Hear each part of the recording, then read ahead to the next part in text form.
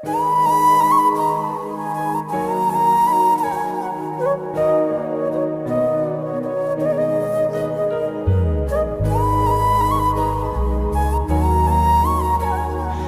साथ लगे? सब लोग तो अपनी अपनी चीजों में मस्त हैं। कोई अपने घमंड को, अपने अहम को इस मिशन के लिए तोड़ने के लिए तैयार नहीं है।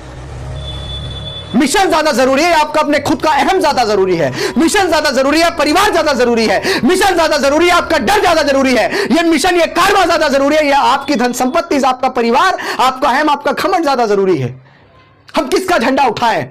अगर एक पार्टी का झंडा उठाएंगे तो दूसरी पार्टी वाले बुरा मान जाएंगे, दूसरी पार्टी का झंडा उठाएंगे तो तीसरी पार्टी के लोग बुरा मान जाएंगे।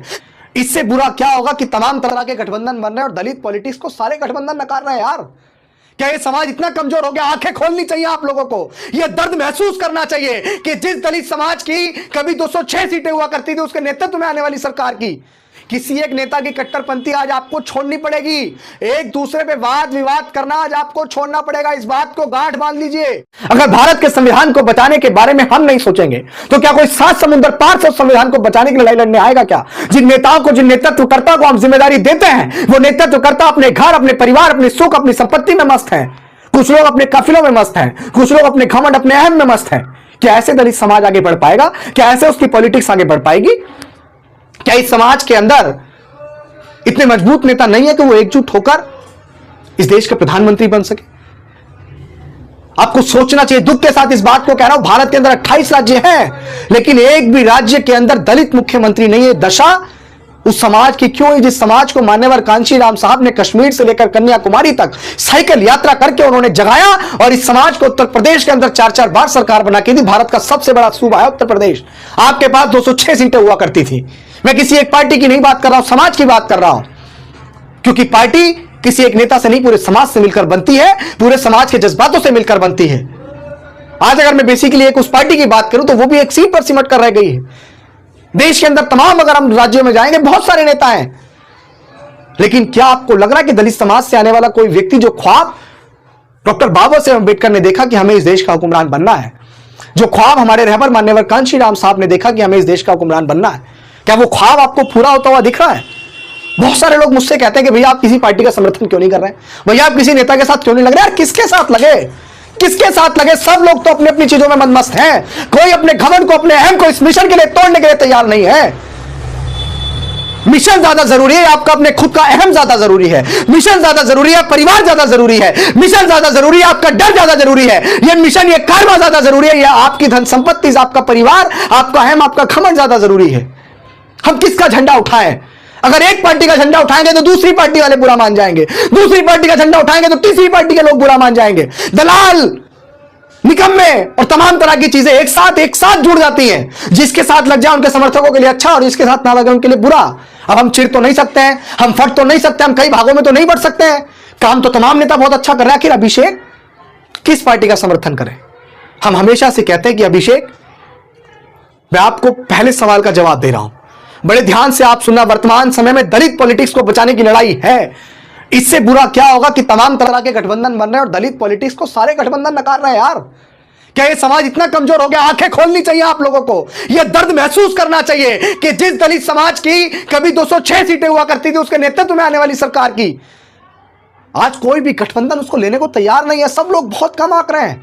बिखरे हुए लोगों को लोग कमी तो आंकते हैं। बिखरे हुए लोगों का कहां मोल भाव लगता है? एक अंगूर लेने चले जाइए आप, अगर बिखरा हुआ होगा तो उसकी कीमत कम होगी और गुच्छे में होगा तो उसकी कीमत ज्यादा होगी। तमाम महापुरुषों ने बताया कि एकता में बल है, यूनिटी इज मोस्ट पावरफुल, लेकिन हम लोग यूनिटी नहीं बना रहे साथियों। लेकिन क्या करें, कुछ तो करना पड़ेगा ना, कुछ तो करना पड़ेगा साथियों। मेरी इस बात को आप लोग गांठ बांध लेना। सबसे पहले, अगर आपको भारत के संविधान को सुरक्षित रखना है तो किसी एक पार्टी की कट्टरपंथी आज छोड़नी पड़ेगी, किसी एक नेता की कट्टरपंथी आज आपको छोड़नी पड़ेगी।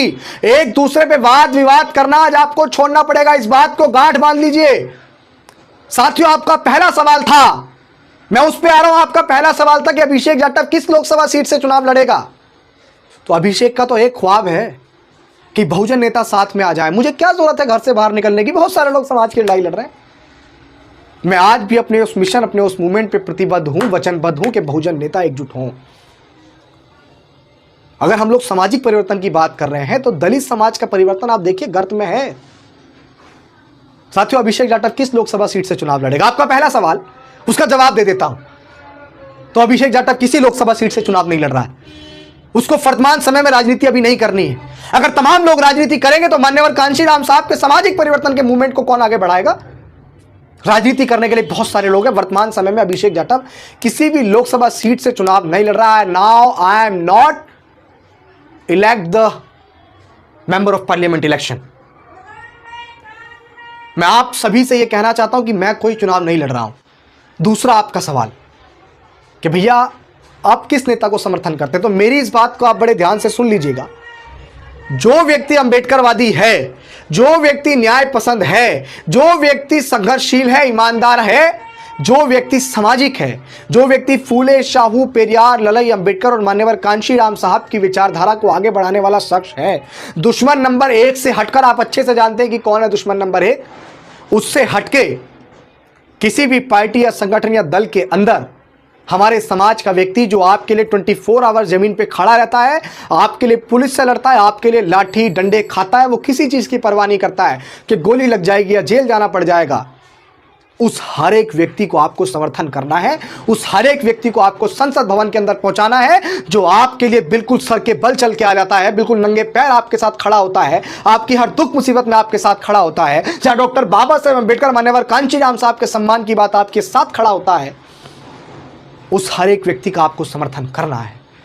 साथियों, पार्टी की कट्टरपंथी पे जाएंगे तो आप याद रखना, और भी पार्टियों के अंदर नेता हैं जो अपने खून पसीने को सींचकर इस मूवमेंट को आगे बढ़ाने का प्रयास कर रहे हैं, लेकिन पार्टी के मुखिया के द्वारा उसके संघर्ष को नकार दिया जाता है। चाटुकारों के संघर्ष को ईमानदार समझा जाता है। अगर मैं आपको नाम लेके बताऊं तो आप ये भी सुन लीजिए, देश में दलित समाज से आने वाली भारत की सबसे बड़ी नेता, सिर्फ दलितों की नहीं, सिर्फ बहुजनों की नहीं, भारत की सबसे बड़ी नेता, आयरन लेडी के नाम से मशहूर 10 ताकतवर महिलाओं में सम्मिलित शुमार, सामाजिक परिवर्तन की महानायिका, साथियों आदरणीय माननीय बहन कुमारी मायावती जी जिस भी लोकसभा सीट से चुनाव लड़ेंगी, आप पूरी जी जान लगा दीजिए, पूरी मेहनत से, पूरी ईमानदारी से, पूरे संघर्ष के साथ उनको सदन के अंदर जाना चाहिए। मैं आपको नाम गिनाए तो अगर वर्तमान समय में इस दलित पॉलिटिक्स को अगर कोई बचा सकता है तो वो है मायावती जी, और अगर दूसरा नाम कोई है तो वो भी मायावती जी, क्योंकि आज वो एक नेशनल लीडरशिप करने वाली महिला है जिसको इस समाज ने चुनकर उस ओहदे तक भेजा है कि वो समाज की जिंदा देवी है। इसके साथ साथ एक और यूथ आइकन बड़े भाई एडवोकेट चंद्रशेखर आजाद, वो भी बेहद ईमानदार कार्यकर्ता है। ऐसे संघर्षशील मेहनत का उस व्यक्ति को सदन के अंदर पहुंचना चाहिए। मैं तमाम लोगों को कहूंगा, कट्टरपंथी छोड़िए, माननीय बहन जी चंद्रशेखर आजाद और भी बहुत सारे नेता जिनके नाम मैं बारी बारी आपके सामने लूंगा, वो सब लोग हमारे हैं, उनका सदन के अंदर पहुंचना अति आवश्यक है। संसद भवन के अंदर खड़े होकर दहाड़ना अति आवश्यक है। एक कहावत तो आपने सुनी होगी कि दूसरा मारे तो धूप में और अपना मारे तो छांव में। तो साथियों, दूसरे से मरने से बेहतर है कि अपने से पिटा जाए, अपना कुछ तो ख्याल करेगा। साथियों, मैं फिर आपको पुनः दोहराता हूं कि माननीय बहन जी जिस भी लोकसभा सीट से चुनाव लड़ेंगी, अगर उन्होंने नई विचार बनाया है तो मैं कहूंगा कि माननीय बहन जी विचार बनाइए। हाथ जोड़ के आपसे निवेदन है कि समाज बिल्कुल अनाथ हो चुका है, इसको बचा लीजिए, इसको संभाल लीजिए। जिस भी सीट से माननीय बहन जी चुनाव लड़ेंगे, अभिषेक जाटव का पुरजोर तरीके से समर्थन है, खुले तौर पर समर्थन है। एडवोकेट चंद्रशेखर आजाद जिस सीट से चुनाव लड़ रहे हैं, डंके की चोट पे मेरा उनको समर्थन है, वो सदन के अंदर जीत के जाने चाहिए।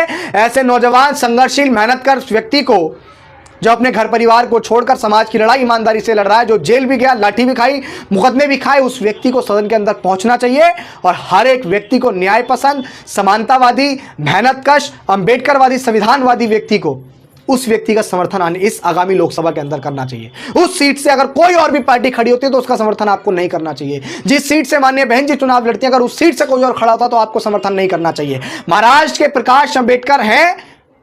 साथियों, मैं दलित पॉलिटिक्स की बात कर रहा हूं, याद रखना, क्योंकि दलित पॉलिटिक्स बिल्कुल गर्त में जा रही है। प्रकाश अंबेडकर है, आपको उनका समर्थन करना चाहिए। वो जिस भी सीट से चुनाव लड़ेंगे, हमारा उनको पूरा समर्थन। दिल्ली के अंदर एडवोकेट राजेंद्र पाल गौतम है, जिन्होंने बुद्धिज्म का प्रचार प्रसार करने के चक्कर में मंत्री पद से इस्तीफा भी दिया। ऐसे व्यक्ति को भी संसद भवन के अंदर होना चाहिए, उनका भी आपको समर्थन करना चाहिए। ऐसे बहुत सारे नेता हैं।